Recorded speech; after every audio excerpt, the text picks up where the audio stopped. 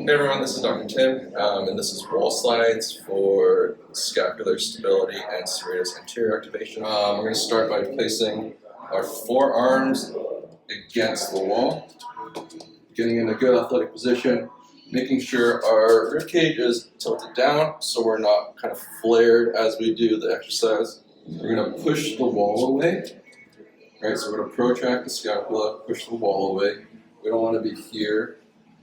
We want to be away. And as we hold that position, we slide our forearms up the wall. And back down. If you have a mini band, this is a really great tool to get a little bit more shoulder activation. So just around the knuckles. As you do it now, pull the band apart with your hands. There's also variations like the wall crawl.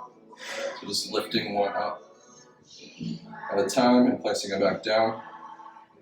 If you have a foam roller, it's also a good tool to use. The exact same thing, adding a little pressure to the foam roller, pushing away, keeping the scapula protracted as we raise our hands up and down.